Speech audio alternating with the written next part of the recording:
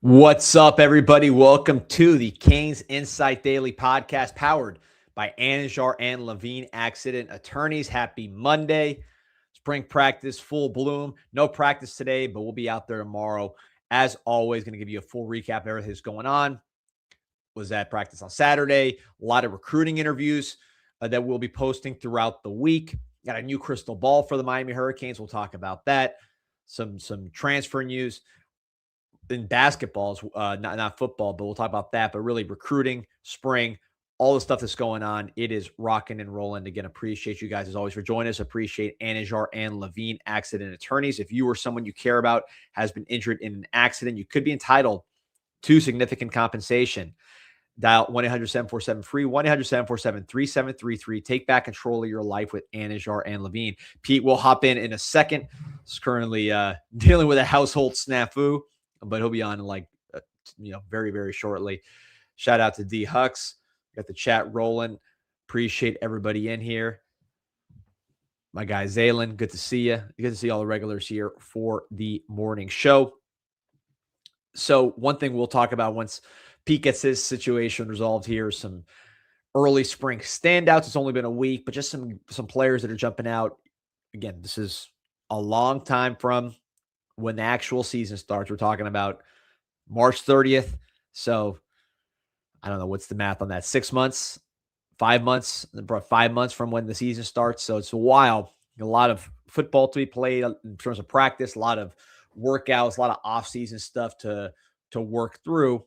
But ultimately, I do think some of these early signs, even this early, they're not gospel, but you could take a lot from the players that are showing up, particularly the young players that are showing up and doing their thing. So we'll be talking about spring standouts.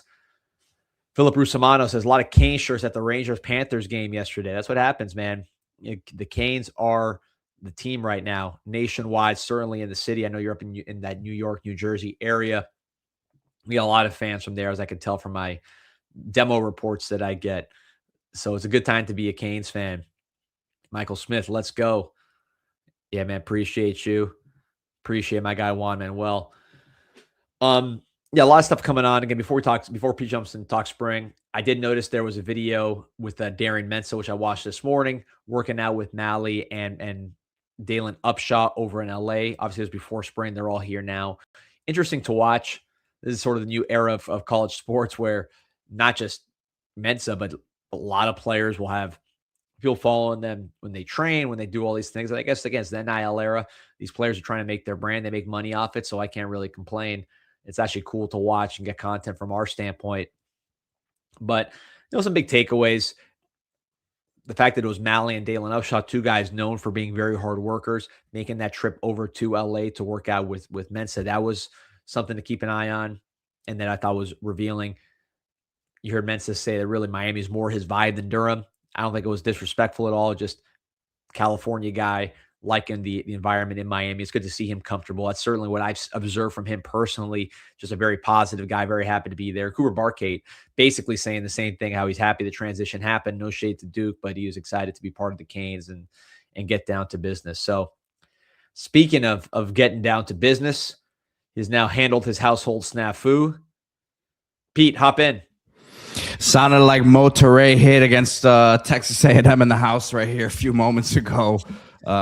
Did someone get married? He shattered the glass.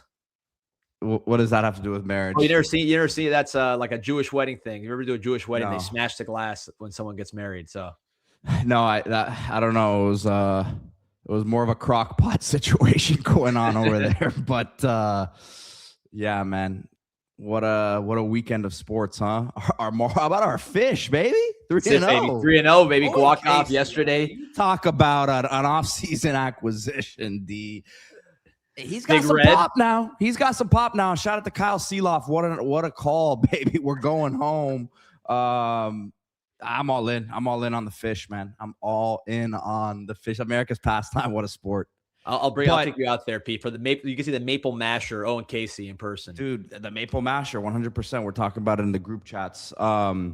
Few things here.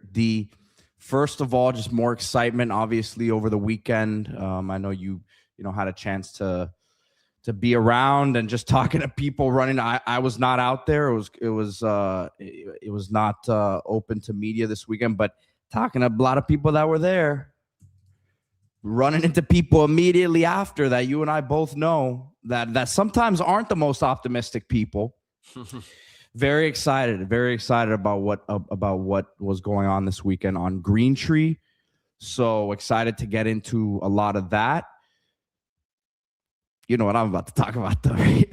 No, I don't know, actually. I gotta say, Duke no Blue Devils. Are they still an unbeatable team? As a lot of people in the comments said throughout are the Gators still an unbeatable team? College basketball is a volatile sport. John Shire and I was just sent a message from one of our listeners here, who makes a great point. Shout out to Dr. Raza. He says, why isn't John Shire getting the same sort of hate that Mario got when you kneel the ball against Georgia Tech? Now we're talking about 2 years in a row you blow it. Look, as a guy who's a big fan of the Boozers, a Columbus guy, I don't like that it ended like that.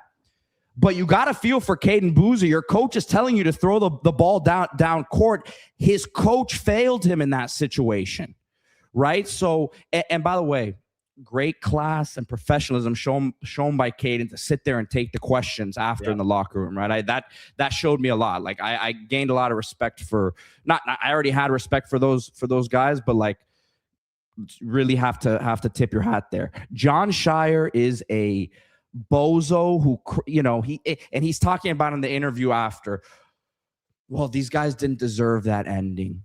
You get what you deserve. You get what you deserve, my friend, right? You guess what? You shouldn't have, you probably deserve that loss for karma for lying about assistant coaches getting punched in the face earlier in the year. So you show your character, you show that you crumble in big moments, right? And let me tell you something. Those Duke message boards were wonderful nighttime reading last night. It's Duke. They'll get something happen. But here's the thing: they haven't relied on veteran portal transfers. Really, they've been going after highly ranked freshman guys and then filling in the pieces here and there. And then you have some guys who stay multiple years, like Caleb Foster, Isaiah Evans, who will be gone now. Their fans are starting to say, "Hey, let's go get some elite portal guys. I'm tired of these being let." Now, I'll take a freshman Cameron Boozer. I'll take a freshman Cooper Flagg, right? But they're saying you need to bring more pieces around that, which I think is true. And look, there's some people calling for Shire's head. I think it's. But I did take a couple screenshots, and I'll end it at this. Just reading the messages, a lot of similarities between Miami football fans and Duke basketball fans, when the Canes had their struggles. I read this one message and it sounded like something that was taken off a Canes message board. 10 plus years of this. We are cursed. Time to take a step back. Can't get so into this as an adult. Duke may never win it again. Even if they do, doesn't take away from the shame of the UNC Houston UConn games. Pathetic. Messages like that. So it was like I said, I was happy they lost. This thing's wide open here moving forward in terms of what college basketball is. There's going to be some moving pieces here. We'll see if Tommy Lloyd from Arizona takes the UNC job. But I like where Miami sits right now, man, in this grand scheme of things. Tough run for the Duke Blue Devils. No sympathy for the Devil Pete. I know you feel that. Should have brought that shirt out. Yeah. This meme has been getting a lot of play this year for the Duke Blue Devils. But listen, I agree. I thought Caden Boozer was a stand-up guy in the post game. I see a lot of Canes group chats, message boards speculating as to, hey, would he stay at Duke? He kind of was in and out there towards the end, and there's probably a lot more talent in there than we got to see at Duke. So, we'll see. We'll see how that one goes. I certainly think that that Duke situation, like you said, maybe they'll bring guys in, maybe guys will go out. They got to do something because they are taking a lot of heat, and it's a pleasure to see. I wish it could have been us. I wish we could have played Duke this year. I think we would have beaten them. Listen, John Shire did, and the Duke organization did everything in their power to make sure that didn't happen. You play 18 games in the ACC. It's hard to believe that one of them isn't Duke. The numbers just don't really necessarily work out that way. But yeah, man, it's just one of those things where the Duke fans sit very high up here, man, and sometimes reality needs to bring them back down a little bit. That's all it is. And look, would love to have I can say this. We're not coaches, D. We're not on staff. Would love to have Caden Boozer. I think Caden Boozer, for the most part, was a really steady player for them this year and does a lot of the things that you could see fitting well here at Miami. There's still some development in his game to go, but hopefully he keeps his confidence up after that, because I really don't think it was his fault. Now, could he have just held on to the ball and gotten fouled? Yes, but they were being coached to get the ball down the court. They had two guys down the court. That was what the play was set up to do. Great execution by UConn to trap in that trapping in the middle of the floor, but like really just like attack at that moment. Look, the Duke fan base is coming after the kid. Maybe it alienates him away from the program. I'm not saying I hope that happens, but it would make a transition nice and easy. I'll say that. We got no animosity here. Obviously, I think there's still a lot of room for improvement in his game and a lot of room to grow and become that NBA guard. And I think you saw the progress that we've made with some of our guards. Trey Donaldson having his best season of his career. Certainly, I think that could be something to keep an eye on. I'm keeping it nice, D, but Deion Bowser tells me to humble myself because I'm happy that Duke lost, man. It's Deion, don't tell me you're one of these Duke basketball Miami Hurricane we've fans. We've got a lot of those, man. With the Yankees hat on too. Come on, Deion, don't be that guy. Don't be that guy. That guy, man. But yeah, D, we got we'll talk more about college basketball. Obviously, I think is in a great place right now, but we'll talk a lot about Canes portal stuff. You're going to see a lot of movement here. You're going to see a lot of movement across college basketball. We'll talk more about Tru Washington's decision later in the show, but we'll keep you guys updated. A lot of stuff going to be happening here. Even reading the Duke boards yesterday, their admin were saying that you're going to see decisions start to come out like today and tomorrow already. They've got, Dame Sarr is a guy who's got a decision to make. Boozer is a guy who has a decision to make. Caden, we already know Cam's going. So they've, you'll start to see this stuff. Portal opens April 7th, so a week from today, pretty much. So yeah, we'll cover all the portal stuff for basketball as it relates to the Canes. Yeah, Mensa living in West Hollywood or was working out of West Hollywood. Now back here, obviously in Coral Gables, but that video was crazy. Yeah, $800 to heat the pool, but he's got a lot of money because he's a Miami Hurricane. He's left Durham. Again, said he liked the vibe better at Miami. Obviously, he said the players were significantly better, are significantly better in Miami. Cooper Barkay was in that video. He seemed happy as a clam to be leaving Duke as well, at least going to Miami. We'll keep it positive. But upgrading for both of those guys to a deluxe apartment. So, Pete, I want to get to spring because there's a week now of evidence, still early, but I think the first impressions have crystallized a little bit. And we all say, all right, who stood out? Just first instinct. And in my experience, look, sometimes the first impression, first instinct is wrong, is very early, but I find the first one to be probably the most honest one because you're blind, you see people, you have instant reactions. And a lot of times that is, to me, the most accurate over time. So I wanted to just go through 3 names for each of us that just stuck out in our mind for one reason or the other that we wanted to talk about, that made an impression with us, that we were watching, or that just maybe we weren't looking for and they caught our attention. So I'm going to start, Pete, and we'll alternate. I'll go you after that. But to me, I'm going to start with the most obvious one, which is Jackson Cantwell. That was the name I was watching most closely coming in. Of course, he's the number 1 player in the country coming out of high school, depending who you ask. Certainly, I thought he was. You're talking about a guy who was so unique in his profile, coming from Nixon, Missouri, which he didn't play bad competition, but it was going to be a step up. You got paid a lot of money. You're expecting it to be a starter based just on his salary. but it's a lot. You're asking a lot. Is he going to be a right tackle? Is he going to be a guard? Some people even said, would he be a left tackle? Ends up starting left tackle day one in practice. And from what I saw, and I haven't been out there as much as you, but from what I've been able to see, I am blown away by how far along he is at left tackle. Doesn't mean it's perfect at all, but he is much closer to where he needs to be than I thought he would be at left tackle. A lot of work to do, but I've seen enough now where I feel confident that with the way he works, with the way he's being coached, he'll be able to get where he needs to go, assuming no injuries, assuming no weird stuff, by Stanford, because his size is off the charts. His strength and power is the best maybe I've ever seen naturally. The strength numbers would back that up. The shot put numbers would back that up. And then he moves pretty good. I think the more confident he gets, the better he's going to move. So I am blown away by Jackson Cantwell. I will continue to watch him very close. This was just a first impression, but it was exactly what I wanted to see for a guy who's going to start for us potentially and be relied upon.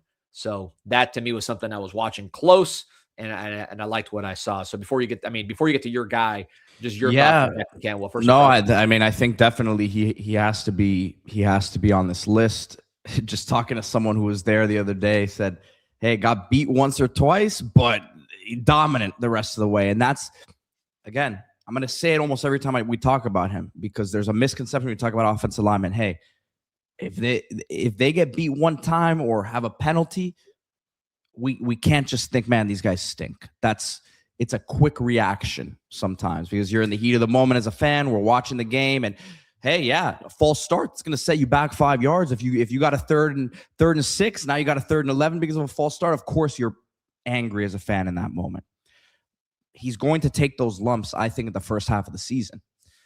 But when you get to winning time, when you get to the part of the season that you need to finish strong, you need to then, win these ACC games to get to the championship, get to the postseason there, and then obviously it's a whole different ball game there. I think that's the whole decision to throw him in there as a left tackle right now is getting him ready for that situation. D. They're looking really far ahead there in this spot. So is there someone else on the roster that maybe right away could be a better left tackle? Is McCoy maybe better suited right off the bat? Maybe. But when you're looking here 14, 15 games down the line, I think it's a decision that's going to pay dividends. So agreed with you. Early returns seem awesome there. And we've heard it time and time again. This is a guy who's pretty obsessive about getting better. So you pair that with the natural talent, and I think you're going to have a monster. No doubt. So, P, who caught your attention? Let's get your first standout that caught your attention. I'll say Keona Davis, D, from Nebraska. And I'm not saying, because with the trench guys, the part of practice that I get to watch, we're getting the first 45 to an hour normally, and a lot of times the trenches are on the other side. But for the segment of practice, about 7-10 minutes that we saw when the trenches were over our way, and then just seeing him in person. By the way, I think they have him online listed at 255. I'm told that's way off. I'm told he's 285 right now from a pretty darn good source there. So his size coming in from Nebraska, he's played a lot of football, and I think he gives you that extra body that I was on early on in the camp. I was saying, hey, I think we might be missing a body in there. Did everything turn out okay? Of course it did, but shoot, Moden was playing on one leg at the end of the playoffs there, right? So if he goes down, and with Dante Simpson leaving, you're screwed, for lack of a better word. You're in a very, very tough spot. I think bringing him in with a lot of these other freshman bodies, where I think 1 or 2 of them could be ready later in the year, then you've got some there. But Keona Davis sticks out as someone who, again, I don't think that he was the most We're talking about Damon Wilson. We're talking about Barkay. We're talking about Mensah. We're talking about a couple of these receivers as like the flash pickups. Keona Davis was as important as any. I think, is he a starter right now? I don't think so. But is he a very important person in that rotation? I think that he is.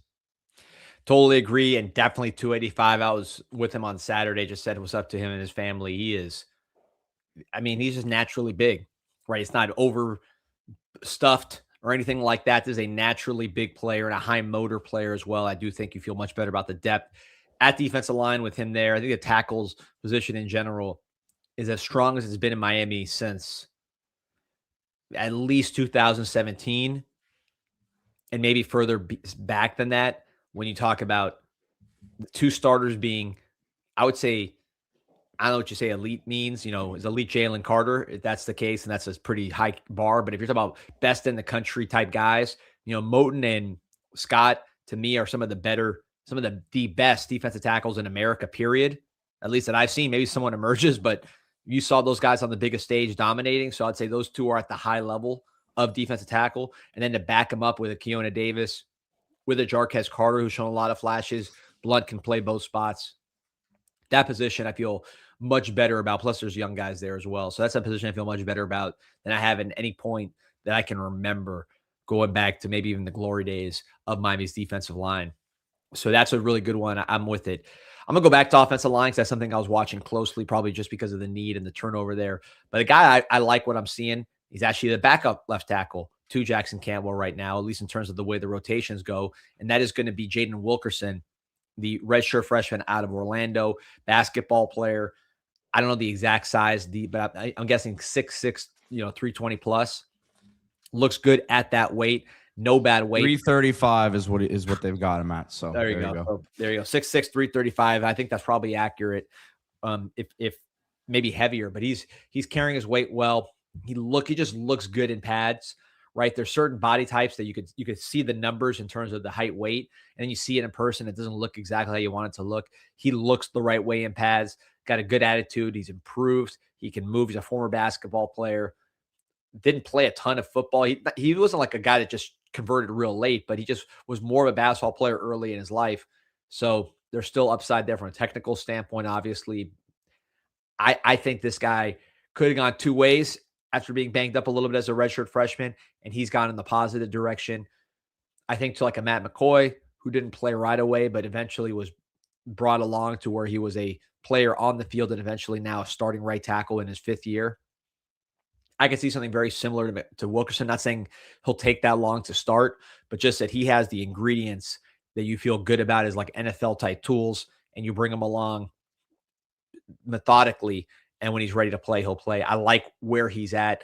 Some of those guys, you don't know. Are they going to be a washout? Are they going to be a contributor? I think he's trending much more towards the contributor category, and he's going to make your offensive line bigger, more imposing, more athletic. Yeah, I think that's one of those that when you go back on and you say him, Demetrius Campbell, some of these other guys that they offer that you look at and you say, man, this guy isn't the highest rated recruit in the world, all that. Not all of them are going to hit. That you understand that. But I will take my chances on guys who are big, athletic, tough with this coaching staff. They're just if they stick with it, they're good. That's why the rugby guy was an intriguing player, right? And obviously, I think he sees a big NIL offer there. Nef Giwa, we're talking about the Irish Nigerian kid, but he probably sees a path to play earlier there. It's the way it's looking at Miami right now, especially at tackle. If you just look ahead now, if you end up landing a Mark Matthews and then you're stacking guys like a Jaden Wilkerson, not to get too far off topic, but that's what happens. If a guy actually in today's day and age is going to sit and get developed for two seasons, maybe three. I'm not saying Wilkerson needs 3 seasons, but it looks like this will be a season where he's not starting, right? That's not in the plans. But if he's your seventh lineman, 6th lineman, maybe, depending on, I don't know how everything shakes out, at 6'6", 335, I'll take it. So that's just a position I'm going to take every chance I can get with some of these big bodies. That's why a guy like, I'll throw this name out there in this class, who, by the way, I saw walking around at practice the other day with mom and a couple of the recruiting staffers. And I didn't realize who it was. I had to go and get a look at the name tag at first because he didn't look how he's looked in picture videos. That's Zaquan Linton. Yeah. Who's a guy who, we saw some of the stuff that during the camp circuit where he struggled a bit. But I was like, ooh, looks like he's put some weight on. That looks like a big time prospect just by the height, weight, sort of measurable stuff. So you take a chance on one or two guys like that a class, in my opinion, and they're gonna pan out eventually. No doubt. And before we get to your second pick here, Scott Wolf asking, how's Demetrius Campbell looking? He and Wilkerson were walking around prior to the Natty game, looked to be about the same size. Those two are compared a lot, both basketball players, both from the Orlando area, both signed in the same class. It was almost like two of the same guy. So far, look, he's playing right tackle. He's doing his thing. Still very early. I would say just in terms of the physical impressions, and they both dealt with injuries, so a lot of time left on the clock for both these guys. I would say the one difference between Campbell and Wilkerson from right now, and again, they still got a lot of football ahead of them. I do think Wilkerson's body type, even though they're listed at pretty similar sizes, I think on the depth chart, Wilkerson's body type, just the way he's built, the length, the frame, is just a little more prototypical. But that doesn't mean that this guy can't outplay him. That's why you have all this competition. One's on the left, one's on the right. They're both playing second team right now, and we'll see how they all develop. I think all those guys are going to have a chance to really advance. I would say, just if you're asking me right now, March 30th, just instant impressions in this very early period. I do think Wilkerson's body type might be a little more prototypical, even though size-wise, they're not that different like on a paper. Pete, does that make sense? Yep. No, I get it. So my second guy, D, will be a wide receiver and transfer guy, Dre Jacobs from South Carolina. You know, in what I've seen, and I heard he had some good moments on Saturday as well. Has had some really good battles with Ethan O'Connor in camp. But right off the bat, when you hear, hey, this guy might be the fastest player on the team, definitely in like the top 3 in terms of speed on the team, you are curious, is this guy just a speed guy? Does he have hands? Can he run routes? From what I've seen, at least in 1-on-1, 7-on-7 stuff, has really good ball skills, like can track back to the football, isn't just a one-dimensional go guy. And I just think that what he's going to bring to the offense may not even be seen always in the box score, right? You're going to have help over the top with him. That's going to open up so much for whether it's Malachi Tony, who you know they're gonna try to compress things in the middle of the field with him.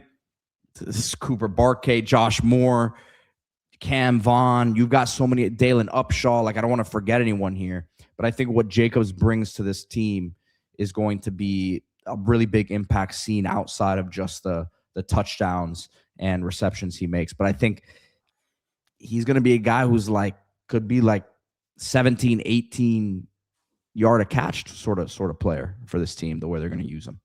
No doubt. That's functional deep threat, 17 plus last year in the SEC. So it's not just, hey, this guy's fast, he'll take the top off. It's something that's been proven in a conference like the SEC against teams like Clemson, in the ACC, where he had a really big game. So it's a functional deep threat. And like you said, that's something we didn't have last year to this degree. It's something that's going to affect how teams play us with their safeties. You have Mark Fletcher, you have Malachi Tony. You want those safeties back to give those guys room to operate and do what they do best. And I think Jacobs, along with other guys, potentially gives you some of that. David Darby asks, is Jacobs, can he be like a Charleston Rambo? Look, I'll say this. Charleston Rambo had an awesome year at Miami, but he was a 4.57 40 guy. I mean, that Jacobs is way faster than that. And Rambo went undrafted as well. Yeah. Again, I'm not doing this to like go in on the guy or anything, but I think Jacobs, I don't know what his draft grade is right now, but I think he has a ceiling higher than that. Yeah, I really do. 4.57 is, Rambo was a deep threat for not being a speedster. He played faster than what the 40 was, but no, Jacobs got probably low 4.3 speed now. No doubt about it. You see a Cubano Kane saying Jacobs has hands. I'm in South Carolina with 2 daughters being Gamecocks. Jacobs will unlock our deep threat. Trust me. A lot of rave reviews on Jacobs. That's something I take to heart when you hear people that either South Carolina fans. I went to the message board when he transferred. They were not happy about it. South Carolina coaches I heard were very upset about the whole thing. And then just people who live in South Carolina, like in our comments, are very high on what he brings. So usually when there's that He's kind not of short positive buzz- either. He's not No. short either. He's not like he's probably in the low to mid 180s, so he's not huge wide receiver in terms of his bulk, but he's not short.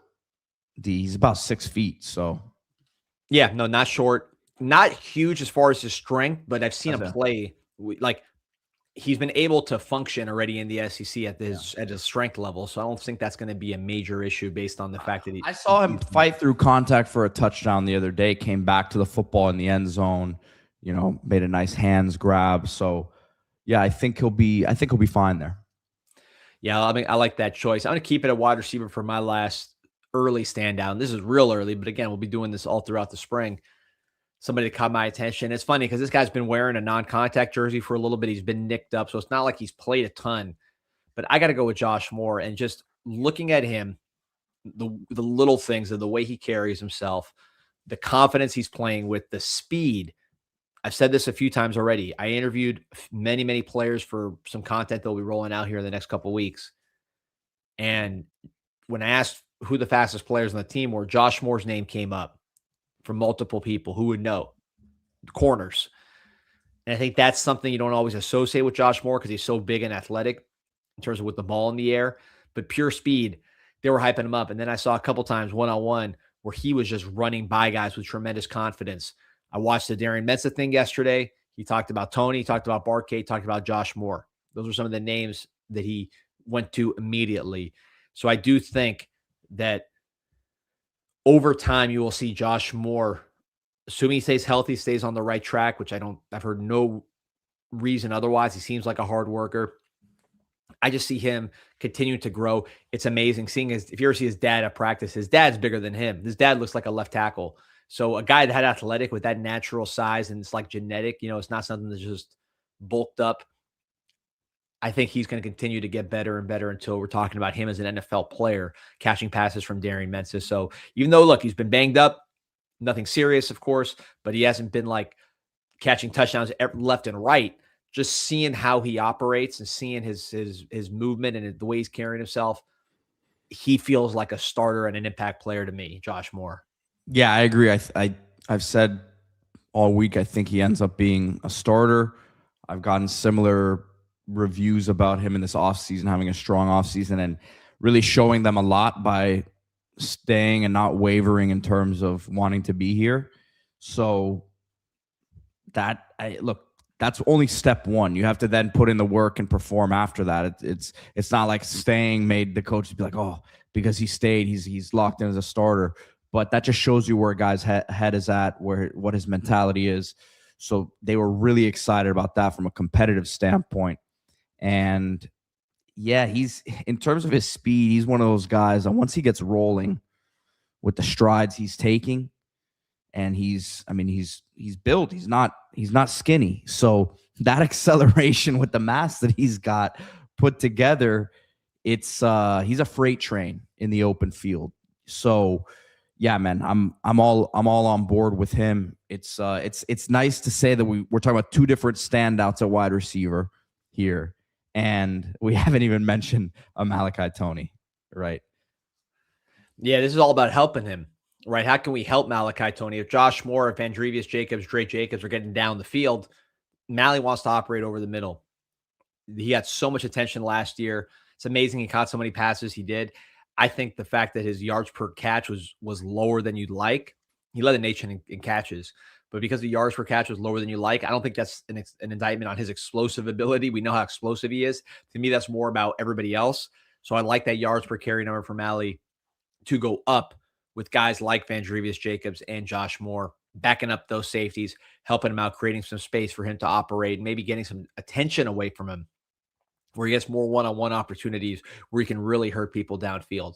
So that's something that I'll be watching very, very close when it comes to Malachi Toney. So Pete, I'll let you finish off just to your last week one standout that just caught your eye for one reason or the other. The whole DB room as a whole really physically stands out. And it's one thing to say you get all four corners back, but then just seeing them in practice, it's like it's hard to believe they all did come back. And then at safety, you've got Poyser and Fitzgerald coming back, with Thornton getting in the mix. Also, is he going to play a nickel? I think that's really going to be a by committee thing. I think you're going to see a lot of Bryce at nickel as well, D, in situations, in third down situations, right? But I'll go with Bryce as the guy who stood out, just because he looks like he's got some real muscle definition on him now. That was the question for him last year, is how physical can he be? And it's not just, when we talk about physicality, it's not just, is he going to get down and make a tackle and lay the wood? That's not necessarily what we're talking about. It's like, even in coverage, is he strong enough to handle some of the stuff that he'll see? When the ball's in the air, we know what he can do, right? His ball skills are as good as anybody in the country, probably the best in the country with what we saw last year. So can he have because he was playing in a limited role last year, right? It was more situational, and this year he's going to be playing more snaps, longer course of the season for him. He played right off the bat last year, but again, his snaps are going to pretty much double this year, I would imagine. So that added weight, I think, is going to be really big for him. Looks to be moving as good as ever. I don't see any sort of issue there. I think he's growing into that frame of his. So I love the choice. He's wearing number 3 now, so he's got that number he's feeling good about. With Malley, I don't have any worry about a sophomore slump because he's just that much of a freak worker. Bryce Fitzgerald, to me, you're talking about a guy who's one of the best athletes in the country, period. We were hyping him up from the second he got on campus, even before then, just how athletic he is. We were wondering about the physicality. That was better than we thought and allowed him to play enough that he was a freshman All-America. He has a chance to be truly elite. Top 10, first-round pick, whatever you want to say. He has that ability. He's a natural playmaker. He has all the ability to be that. And as a freshman, he certainly was on that pace. When you're that good, to me, the expectations are your sophomore year, you're one of the best players in the country, period, point blank. And anything less than that would be, I don't want to call a sophomore slump, but it would be a slowing of the pace. That's how good he was as a freshman. That's how good he can be. So I think he's a guy you got to push, because not because he doesn't work or any of that. You saw his body. He's been working. He's been in the weight room, but because he has such high ability that to get to that point, he really has to turn it on, because we're talking about, again, being one of the absolute best players in the country. Anything less than that, I think, is less than what he's capable of. So I'm watching it very close. I think Malley is so unique. I've never seen someone work that hard and smart at a young age. Bryce is a hard worker. Again, you saw his body, you saw his physicality, which we were saying, hey, is he going to be physical or not? He did that. So Bryce works hard. All indications, great young man. Is he going to be able to take himself to the level that he should be at in his second year, which is, if you're freshman All-America the first year, like he was, second in the nation in IMT, that second year, he's got to be, to me, an All-American, a superstar. Basically what Caleb Downs did.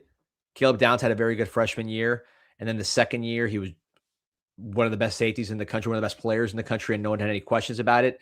I would like to see that aspect. Yeah, listen, I'm sorry, ID. I'm trying to figure out if you guys are you guys are watching us. For some reason, it seems like there's an issue with YouTube. So I don't know that anyone's able to watch us on YouTube right now. It looks like it's only, I mean, it says it's on YouTube, but it doesn't look like we have anyone over there. So apologize about that if you guys are. Yeah, let us know if you're watching on YouTube. We got a notification. Just let us know in your comments how that whole thing is going, because we want to make sure that this is great.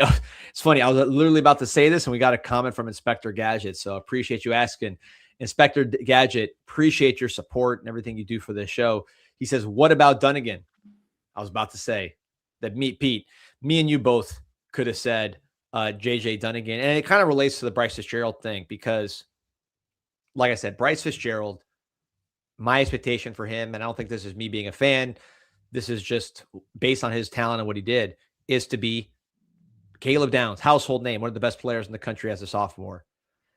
JJ Dunigan's going to come in as a freshman and be so spectacular based on what we've seen so far that if Bryce is not up to that level, everybody's going to be like, oh, now we're focused on JJ Dunigan. And I know the competitor that Bryce is and the talent that Bryce is. He doesn't want to lose his luster. I mean, obviously he wants his teammates to do well. This is the good competition. This is Miami Hurricane competition. This is not a negative. This is a good thing. But Bryce, the competitor, he wants to be the man in that room. And JJ Dunigan, from what we've seen, is that he could do what Bryce did as a freshman, a different way, maybe bigger, maybe more physical, maybe less of the interceptions, although they're both supreme athletes. So I think that is where you really get to good Miami Hurricane football, where you're saying, okay, Bryce, you're a freshman All-America. Here comes JJ Dunigan. He's another freshman All-American in the making. You got Zechariah Poyce, who's an NFL-type safety. Omar Thornton's going to be playing some safety and knocking people's heads off. A lot of guys that can play the nickel.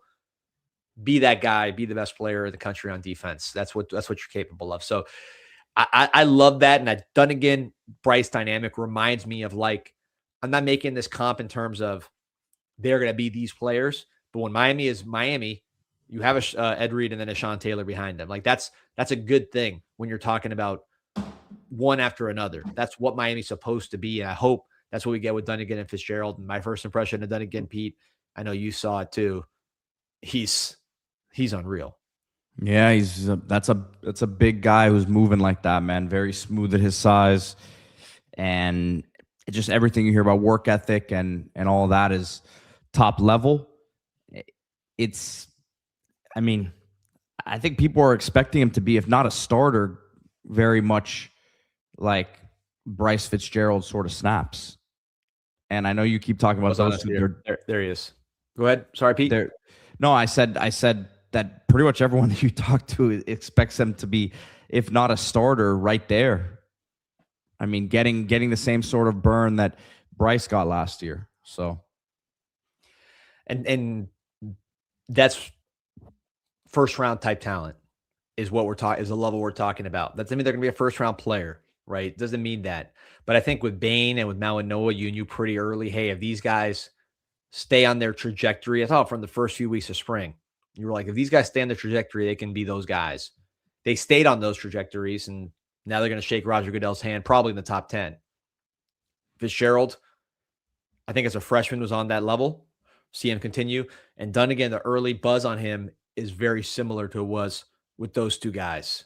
So, and Jackson Cantwell, by the way, I put in that same category. So let's see. It's early. I don't want to overhype, but I love the competition. I love the talent level, and I just love the names that we're talking about and the caliber of talents that we're dealing with.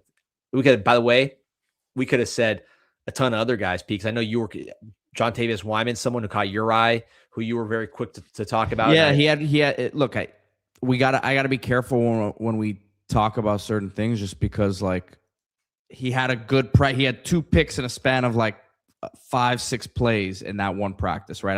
I can't tell you.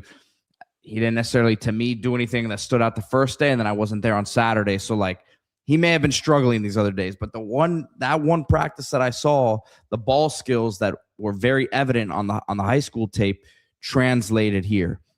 Needs to put some weight on. I think he's on the light side. He's not the tallest either, so he's going to have to find a role.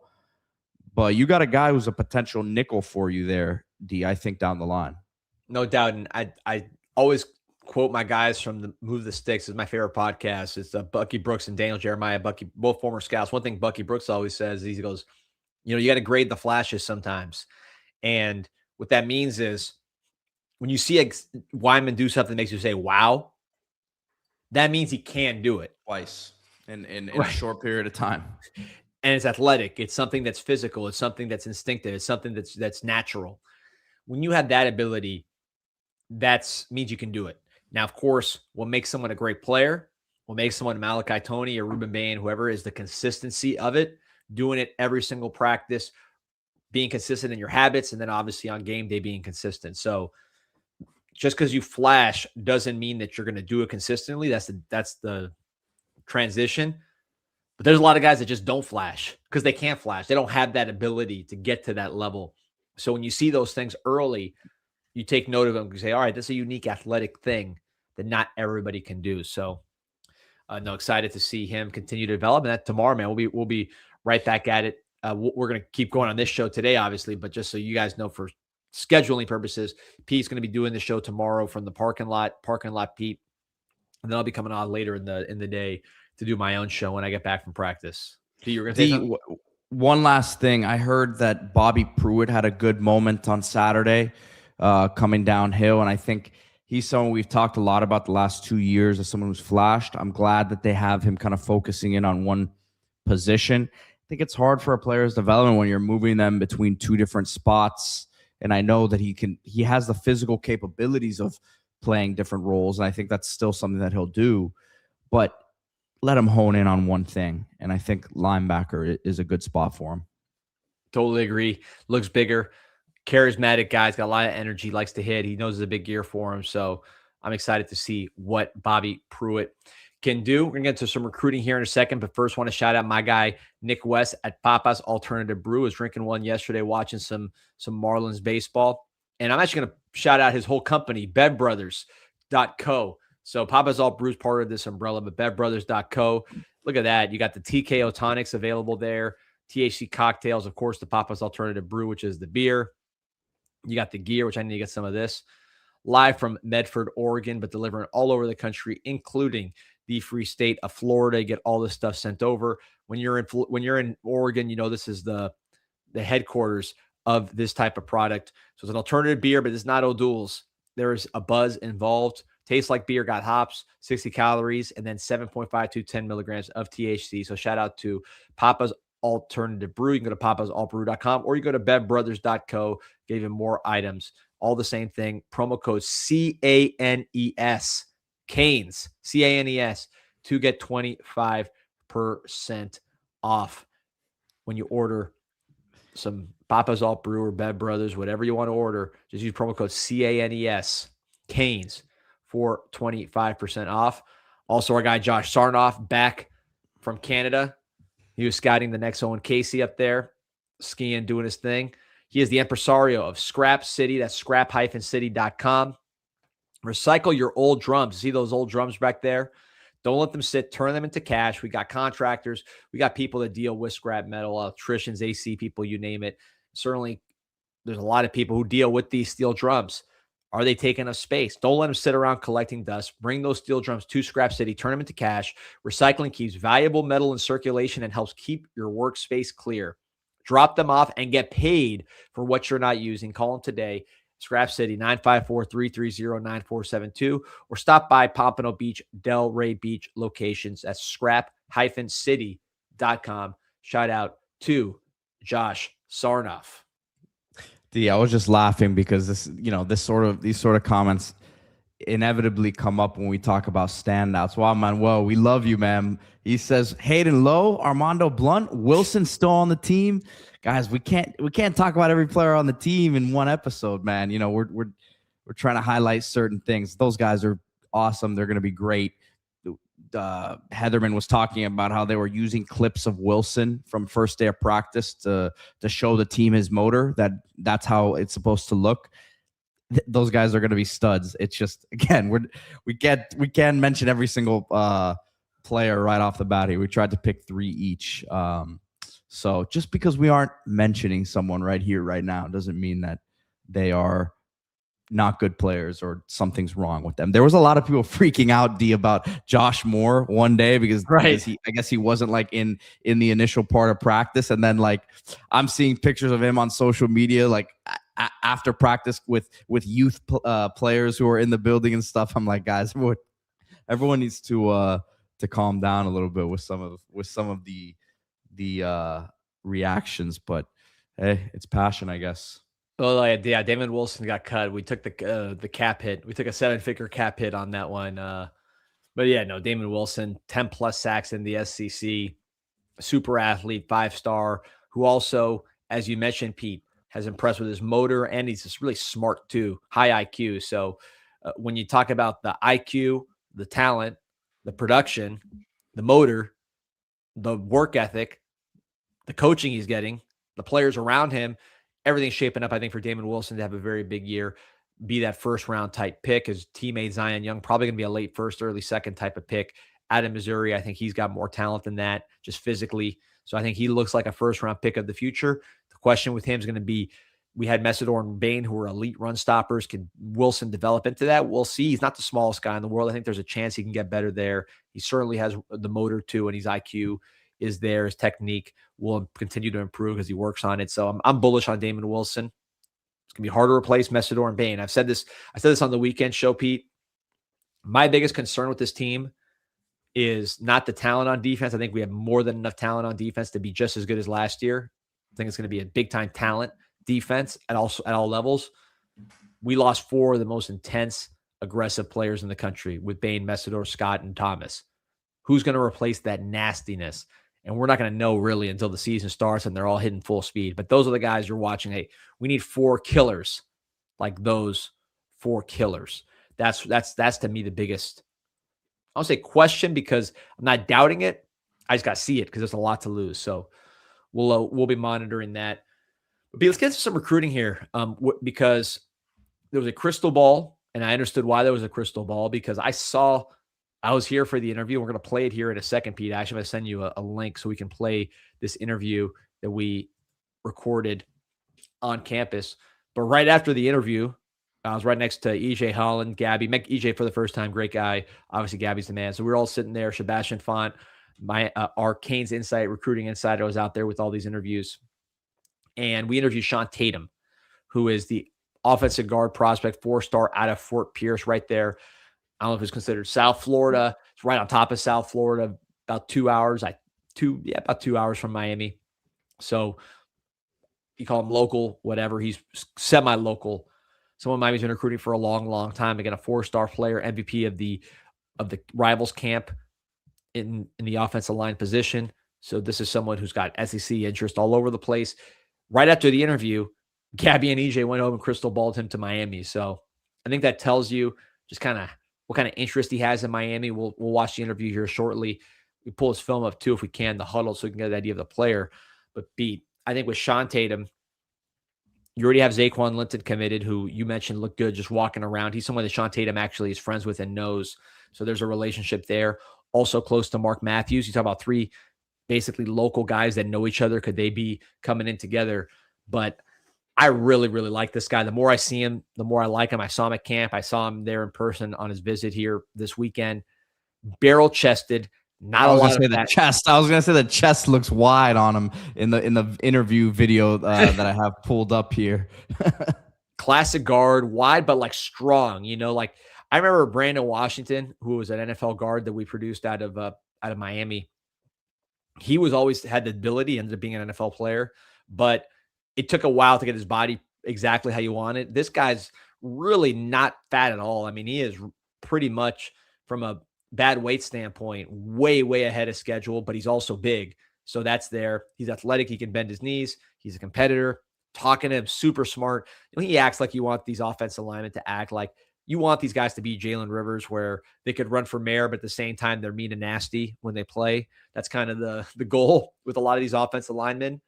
Everybody's got a different personality, but you like those guys to be really smart, really aggressive, really on top of their business. And I think this guy fits that category. Just a really great kid, very professional. But I don't think he'd ever be confused for being too nice when you watch how he plays, both in terms of these highlights and camp, all that. So I'm really, really excited about this player. He's got all the SEC schools after him, about Auburn, Tennessee, Florida, Gators, all trying to get in on him. But I think he is a very important piece to Miami. We've recruited him for a long time, like I mentioned. Coach Mirabal has identified him as one of those guys.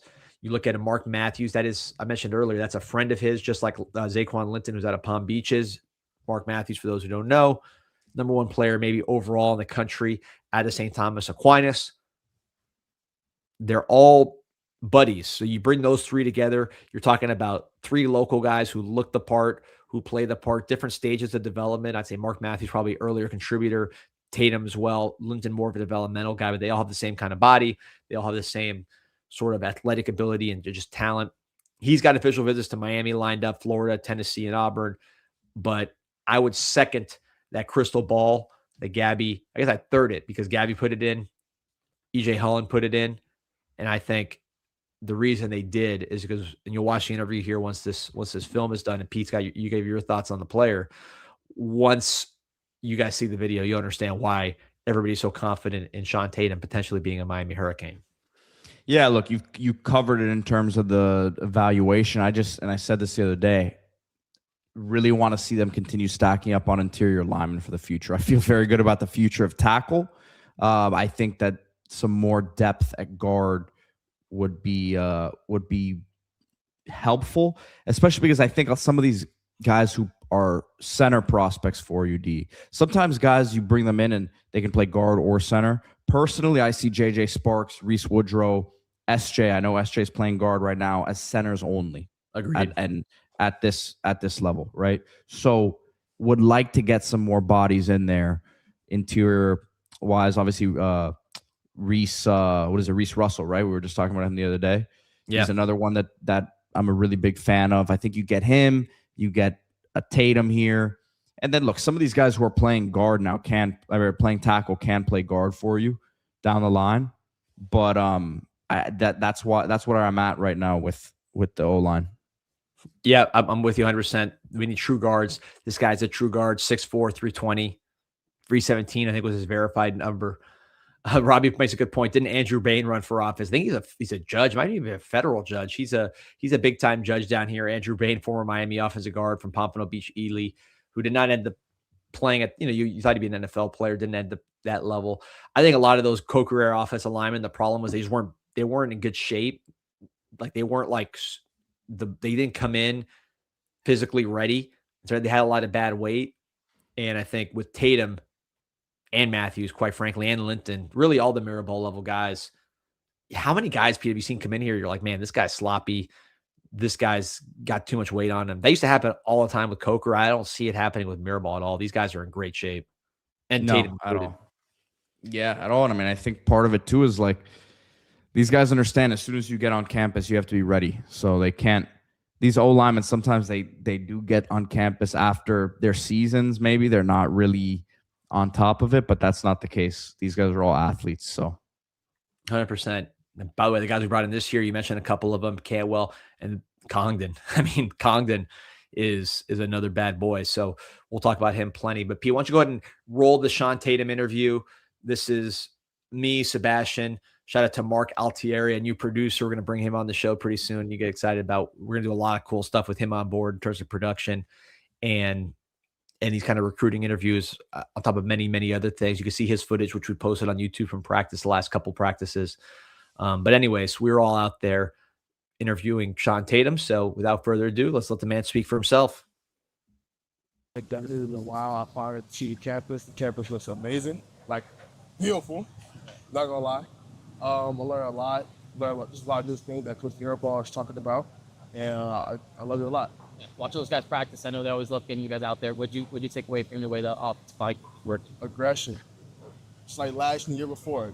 Aggression, and there's a lot of new people, a lot of new places. Big senior class they had, and everyone still has a lot to work on, but it's life of the game. So, but I think they're going to be very good at shit. Yeah. Coach Mirabal, I know you've had a relationship with him for a long time. Obviously it's kind of your time now to, make a decision sooner or later. So what's been his message to you? How much is he making you tired? Well, I completely agree with them. I was in the meeting room. We all talked about how in this recruitment world, you shouldn't think about playing as a freshman. You need to think about as development. Yeah. And I completely agree with them. That's what makes me think that, this is a great fit for me in the future. I like coaches like that, not worry about playing time, not worry about the depth chart. Go out there and work. You know what I mean? Yeah. I know you've been high on Miami, Tennessee, Florida. Just where are you feeling? How are you feeling about Miami right now? They're very high up there. I think, of course, top. Yeah. I know that. Yeah. Right now, they're definitely one. Especially after this vision. This vision showed me a lot more things that I didn't get to see. So I got educational piece too, the major. So I'm the number one for me right now. How far off are you from making the decision? Like how much closer do you feel like you are? My commitment date is July 18th. Yeah. So I have a stamp commitment date. Yeah. Of course, it's a little far, but that's when I'm going to commit. Yeah. You good OBs? Do you have anything set up? Yes. Miami is first, May 31st. Florida is June 4th. Then, it's June. Yeah. Then Tennessee, June 12th. And then Auburn, June 19th. Any more unofficials that you got coming up? Yes, I have Florida the next week. Then after that, I also have FSU and Auburn the next 2 days. So they should. Florida should be on the 15th, and Auburn's on the 16th, and then Florida State's on the 14th, and Florida's the 4th. Okay, gotcha. Thanks, man. So you mentioned having that firm commitment date. That's pretty far away a little bit. Do you think there's any chance you could move it up at all? Yeah, that's a possibility. If I'm only reason I did a month away from all my visits because I want to get time to visit about my decision. But if I'm firmly stamped down where I want to go after my official visit, I definitely will make it earlier. Gotcha. You mentioned Coach Mirabal. What about Coach Cristobal? What was your reading like? O-line guy right there, man. You seen his office, O-line guy. He means a lot. He means the players well. He really cares about the players a lot. I like that about head coach. Miami's been locking down the state. They've gotten 7 commitments from Florida. How impressive have you been with that? To me, that's still crazy. Right now, people always say Miami's the best team right now in Florida. A lot of Florida people love staying in Florida. I'm definitely maybe one of those, to see how my commitment, how I'm going to go in the future. But, yeah, it's still impressive, really impressive. Have any of those commits tried recruiting you? Yeah, Zay. Me and Zay and Mark talk sometimes. And he was like, yeah, come by. Come down. I'm like, maybe. So, I talk to a lot of recruits all the time about the process and their process. Cool. Austin. Last one for me, just CC Malinois out here at practice, going to be top 10 pick. Like, just the NFL pedigree of this offensive line, does that appeal to you? Yes, definitely. That really showed, 3 NFL draft picks this year alone? That's crazy to me. Like, that really showed the coaching. And they all stayed, too. Yes, some of them came in late, but Coop and Malinois, they all stayed all 4 years. That really showed development. Yeah. Appreciate you, man. What camera work, man? That was crisp. Recruiting coverage has come such a long way. Great stuff. Yeah, we're upgrading out here. You saw the palm trees swaying, man. I was thinking the same thing. I'm like, that the setup there is just unbelievable. We're taking it to another level, man. Shout out to Mark again. CanesInSight, we're trying to take it to another level in terms of the coverage, the quality. We're trying to add on and build here as we head into what should be a national championship competitive season. The NFL stuff that they're talking about there at the end, I've said this a few times in the offseason here, talking to people on the recruiting side, a missing link here for Miami's pitch to kids outside of winning, for as crazy as it is for Canes fans to wrap their heads around, the NFL production has not been there to the level as some of these SEC and Big Ten schools have been, right? Talking first round picks year in, year out consistently. It's very difficult to recruit off of guys who were 15, 20 years ago. It's very difficult, even though they did it. That's how they landed Francis partially with the Penei Sewell thing. But they were recruiting off of, meaning Mario and Mirabal for the O-line, were recruiting off of guys from Oregon, Justin Herbert, Kayvon Thibodeau, Javon Holland. Now you got your own guys to talk about. Those guys can be part of the conversation still, because that was their doing for recruiting and developing and coaching and all that, those guys. But you got them at Miami now. It makes a way bigger impact than you see that kid who's at practice, Sean Tatum, and Francis is right there next to him. It means more than, hey, I coach Penei Sewell. Great, Penei Sewell, but it's not as tangible as I'm looking at the guy. He's here at practice right next to me. Exactly. You said it. He was there. Like, Malinois was there at practice, active, talking to people. I mean, Malinois is a Cane all the way. It's funny because he's so, like, with him, it's like he's from such a far place. You're like, all right, is he going to be like a Cane? Is he just going to be a guy that, now? This is where he's at, man. His family's around. He's around. So it's just really cool to see. I think that's going to pay dividends. Unless Cooper will get drafted as well. Markel Bell will get drafted. I'd love to see Brockermeyer get drafted. You get 4 drafted. That's going to be a hell of a sales pitch. Brockermeyer will get a shot anyways. But like you said, proof of concept, much easier to sell than say, hey, I coached so-and-so based on a paper, right? It's this guy right here. Ask him what we could do for him. So I'm fired up. Real quick, I'm going to talk about, we got a lot to talk about. I want to show you a picture in a second that's going to get the fans excited. Certainly, if it got me excited. But Always got to shout out Duffy's Tavern. Final Four, you want a place to watch the Final Four? No better place than Duffy's Tavern. Look at the history in that picture, man. This place has been 60-plus years now under new ownership. It's still the same classic feel, just upgraded menu, now taking credit cards, everything legit, 21st century, but still having that feel of all the glory days, all the championships, baseball, basketball, football, all the great moments were shared here at Duffy's, and more, many more to come at Duffy's Tavern. Pete's spot's usually that little corner seat right there where I'll catch him holding court. We got to get our guy with the newspaper. So it usually says right here in that chair on the left.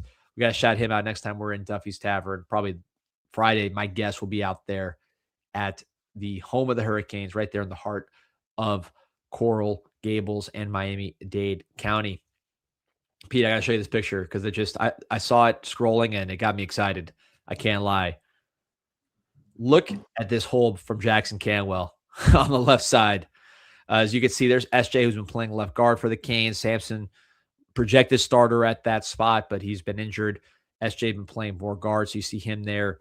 He's blocking Justin Scott. You see Armando Blunt here. That looks like Marquise Lightfoot, but whoever it is, it's hard to see because he's getting blocked. That's called displacement. When you talk about displacement, that means taking somebody where they're at, moving them against their will and creating a gap, sort of just prying open a gap. And I think that's where Jackson Cantwell is going to be at his best here as a freshman, really in his career, is the ability to displace defenders with extraordinary, unique hand strength and explosiveness. That's when you're the best shot putter of all time, potentially at your age, and you have functional athleticism in that way. You could bench press more than guys at the combine, and you still have the length and the size. You are going to displace people from their hole, from where they're supposed to be, and create a hole. And I think that's what you see with Jackson Cantwell. Kevin Dennis saying, I see concerning run D. We saw these same guys stuffing the run not that long ago in the playoffs. So I think it's more about a good play by your left tackle. I also do see a second level defender getting ready to make contact. If you peep behind Justin Scott there, there's a defender in position. I did hear that Jordan Lyle had a big play early in practice on Saturday, D. So, again, I want to see him. People may get. I'm already seeing the sentiment because I posted something on the Discord yesterday. Hey, I heard Elijah Lofton hadn't made a few plays the other day, and people are already like, oh, well, I don't want to hear it. I already heard that. Jordan Lyle, I want to hear as many good things as possible because I think he needs that confidence to get back up, to remind himself of how good he is after the season last year. And I know a lot of it was injury, but we know what he's capable of, and I think he needs good moments here in practice because a year off. It wasn't a year off. He was playing and he was practicing and all that, but like a year off from real live game action can get to your confidence a bit. So I think these are big moments for him here in spring. And then obviously he has to carry it over to the fall. We see a lot of times guys have strong springs, and then JoJo was an example of that last year, who for whatever reason, it just didn't happen the same way in the fall. And as you got into the season, Lyle was kind of one of those guys, even though he had a strong camp. That was the difference there. He had a very strong camp. He came out of it as the number one on paper. So, well, not really on paper. That's what they showed game one. So he can get back to it, but excited for him. Just I was going off I went on a different way there than the Cantwell analysis you made there, but I was also looking at Kevin's comment there because there's someone there in position. I don't know what happened on this play, but yeah, man, I think to the comments about Cantwell, this is an amazing matchup for him because that speed is as good as you're going to see anywhere in terms of Lightfoot. So if he gets his hands on a guy like that, he's going to win that battle. You just want to see consistently how he's going to be able to move against a guy like that. Yeah, great, like you said, great competition for him, particularly pass blocking. Lightfoot, those are the guys he's going to have more trouble with and is going to have to adjust to. Lightfoot's as good as there is in the country at that. He's going to 5-star guy who played at the biggest stages last year. So that's a great player to go against in that way. But I'll say this, I've seen Cantwell displace Armando Blunt. I've seen him displace Hayden Lowe, and those guys are not easy to displace. So this is this is pretty unique, man. I know I sound excited about Cantwell, probably because I was the most, I don't want to say nervous about him, but we have a lot riding on this guy. I mean, he's an expensive player. He's a marquee player. He plays a marquee position. It's a position that's getting a lot of turnover. So, Well, you and know, here's we the need other him to be thing, good. D. It looks like right now, you said Wilkerson has been running a lot with that second unit. Your chips all in here with your left tackle, because it's not like you have another veteran guy that has played that spot before. Yeah, It's Merriweather, I think, now, more of a right tackle. Merriweather's been more of a right, and he's also, you know, played guard too. But it's not like, and again, we don't know that it won't happen in the future. This is week 1, but it looks like they're pretty focused on McCoy being the right tackle right now. So it's not like they're giving him a ton of reps at left tackle at this point. Just interesting. And I'm not questioning any of it. They've shown enough at that position that you can't question anything. I already trust the athletes and body types that are in there. So they've got to figure out the best 5. Samson, of course, dealing with his stuff right now, but that's the interesting part of it, is that the guy behind him hasn't really played either. So, yep. A lot of shuffling going on still too. We'll see when some of these guys get back. But yeah, you're right. It's sink or swim a lot for Jackson Cantwell. And so far, it's gonna be perfect. But I'm seeing a lot of swimming going on.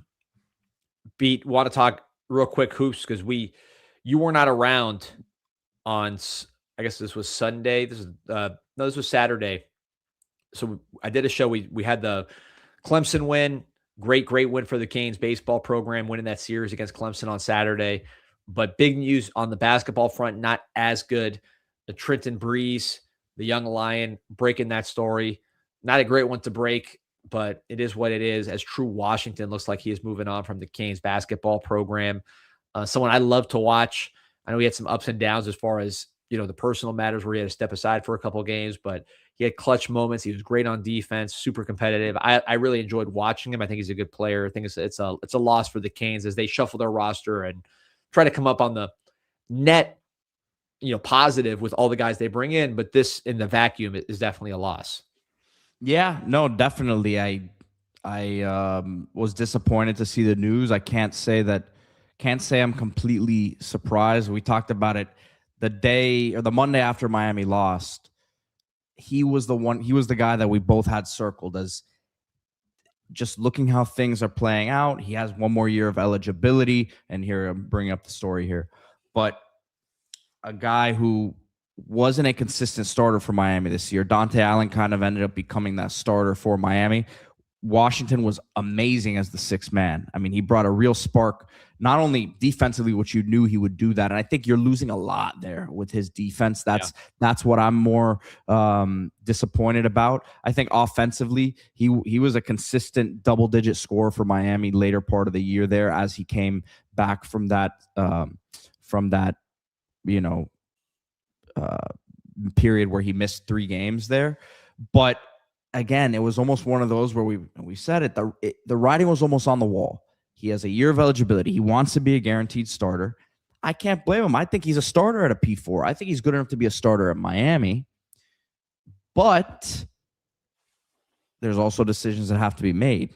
I don't want to say it was a complete mutual decision here, but I think I'll put it to you this way, D. I think coming off the season Miami's had, you got to keep Shelton Henderson, which not a guarantee. I've said from the start that I think he's got to test the water.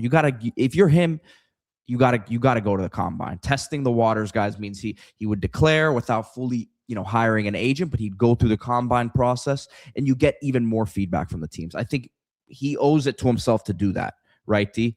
But at the same time, taking in the information and probably understanding you're here right now. You could probably be a late 1st round pick with just the upside that you have, but you've got a chance to be a top 10 sort of lottery pick next year. We'll get more into that in a second. But let's say you have Gaskins, you have Henderson coming back, Dante Allen, who I think is he a guaranteed starter next year? Is he that sixth man? We have to see what happens with this lineup. But I love him as a player who's a winner, who's going to, I think, continue to take his offensive game to the next level. You can't make guarantees to a guy, hey, you're going to come in here and start. That you're coming back here and you're guaranteed to start. I'm sure that's what he wanted. I can't blame him. I cannot blame him. I wish him best of luck.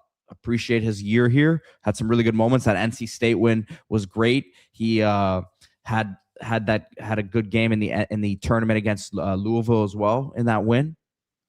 He was one of Miami's better 3-point shooters this year. Really provided a spark there. So needed that.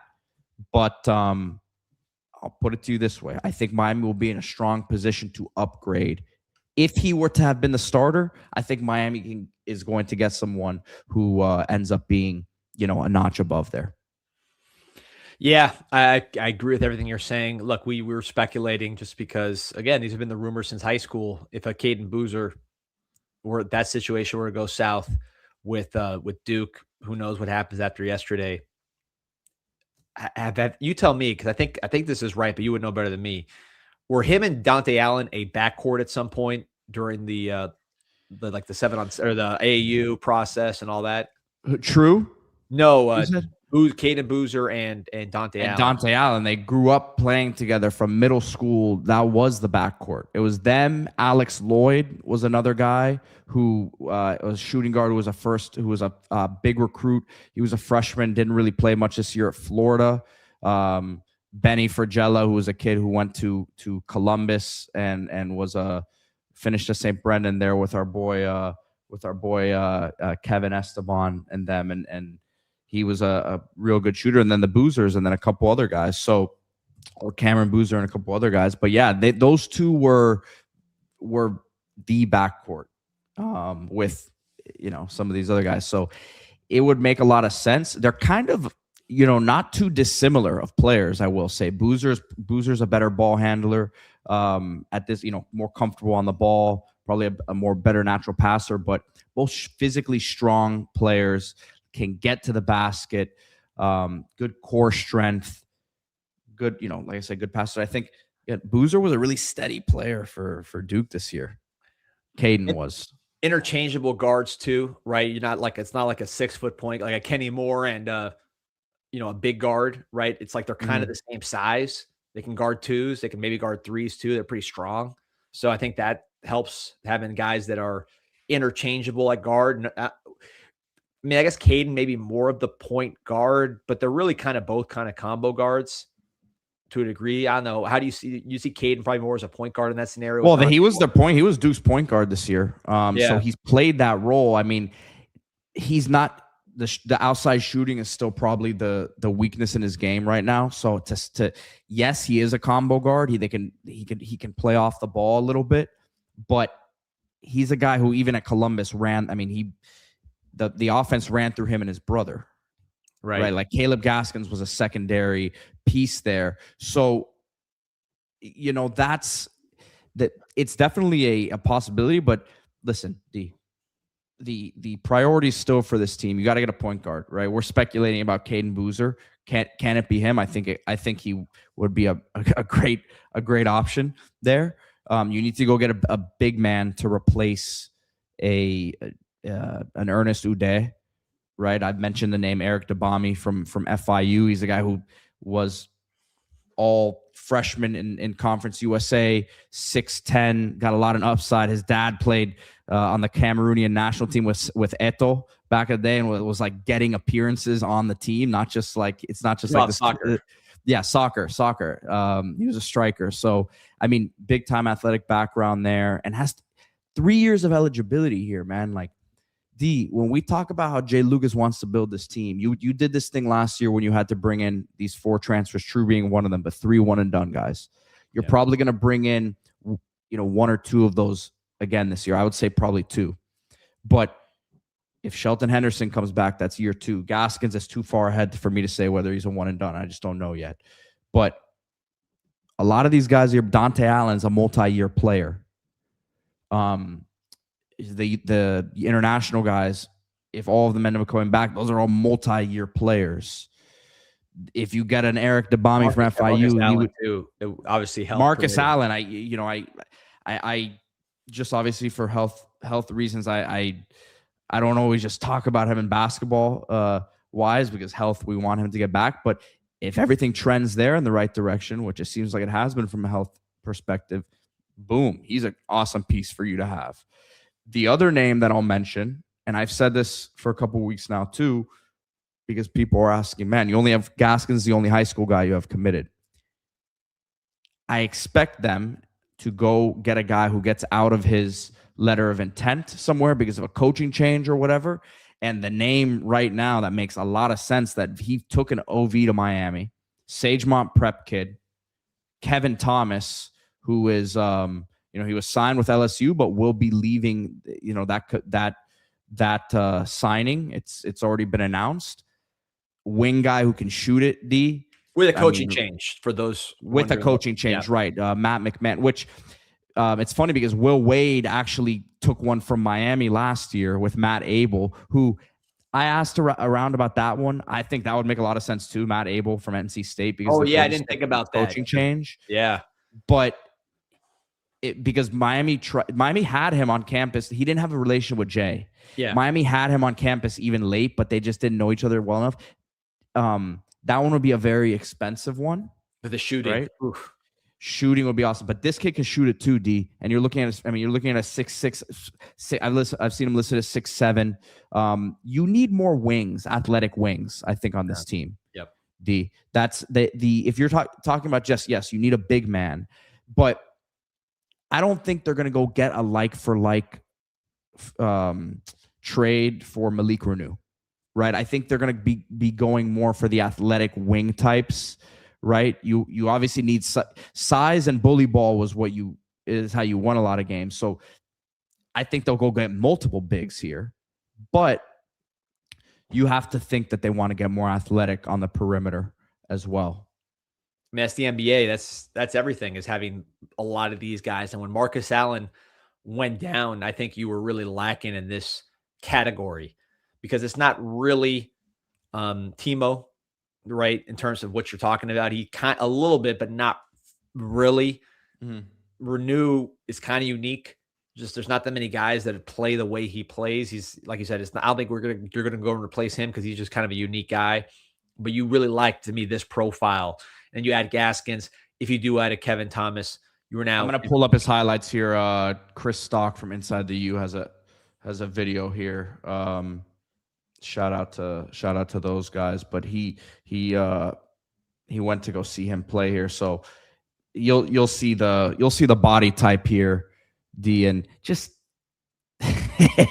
we need that. We need more of that big time athleticism on the court. Guys who can guard multiple positions. Yes, this is warm ups here, but you just need more of this. You see the stroke there, looks clean, right? And there's some game stuff here, D. But this would be a big pickup here. Yeah, there's no like red flag as to why he would be leaving, right? It makes sense because it's a coaching change. Yeah, so opportunistic, that makes sense to me.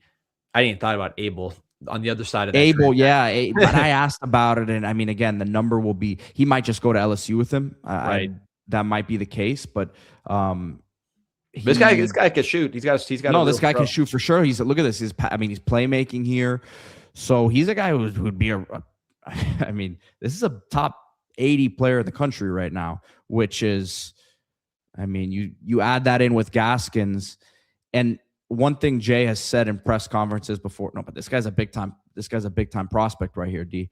It's Sagemont Prep too, so he's playing good competition. But one thing Jay said is, I don't want to just take freshmen to take freshmen. He wants to be able to have a nice mix of the veterans and then guys who have been in the program for a couple of years, which you can't do that year one. But the thing with this guy is he's got the ability to play right off the bat. You can just tell. Ooh, yeah, there you go. He's all right. But yeah, no, he's this guy's got it. He looks good. He's a year one plug and play type of guy. Yeah, him and Gaskins would be a big good stroke, man. I mean, there's no hitch in it. He's a good one. So yeah, if you get him Gaskins, then Marcus Allen back. You're talking about 3 guys kind of in that same size range who can all shoot a little bit and do different things. So I think that that'd be nice, man. That would be nice. But as we're going to do here for you, going to give you all the latest on not only Miami recruiting, Miami spring football, but also the 2026-27 Miami Hurricanes basketball teams as that comes into form here. There's no rest for the weary. It comes right now here in a week with Portal. And of course, any recruiting flips like this, we'd add to that. Want to shout out our boys in the Dayland Mall Dining Pavilion. That is East Las Canarias Cuban Express. 7 different types of croquetas, the sandwiches, the handhelds, cubaritos, salads, just about the tequeños, a little Venezuelan flavor to mix in with the Cuban stuff, the desserts, the pastelitos, all kinds of things, the coffees, the whole experience. East Las Canarias Cuban Express right there in the Dayland Mall Dining Pavilion, the #1 Cuban restaurant on planet Earth. Also, as you get ready for baseball, I mentioned the big win over Clemson. Miami needs to go 4-0 this week, man. You win that midweek against Florida Gulf Coast and you sweep Virginia Tech at home. You're right back in business at the top levels of the ACC. Go get your Miami baseball hat, the New Era hat, or the gear. Oh, we got some new stuff here trending. Look at that shirt. OJ Frederic rocking the black pink styling there. And then, of course, the LeFavor collection, all this stuff. Miami Hurricanes, baseball, gear, basketball, you name it. MiamiHTS.com, promo code INSIGHT20 for 20% off your first item. And by the way, Pete, why don't you give a shout out to the guy who makes all the Canes hoops coverage possible? Yeah, shout out to Aries Law PA, AriesLawPA.com as I pull up the website here. But this is my dad, guys. He specializes in corporate law, probate, wills, and trusts. Schedule your free consultation today. Visit AriesLawPA.com. Protect the people and assets you value most. Plan your future. Experience you can trust. Aries Law PA. You see the address there, 2103 Coral Way in the Gables. And then you can also, if you don't have the availability to do it in person, can do it virtually as well. So AriesLawPA.com. Yeah, shout out to the big embroidery senior, the original needle mover. But yeah, Pete, we'll be back on the practice schedule tomorrow. So you guys like and subscribe. You're going to get a ton of practice coverage throughout this week as we get back to business here tomorrow, and we'll keep it rolling. Yes, sir. I may have Canes Insight PM this afternoon. I'm not sure if it'll be today or tomorrow, so stay tuned for that. Lining up a potential guest there. So love it. Like and subscribe. Go Canes. Go Canes.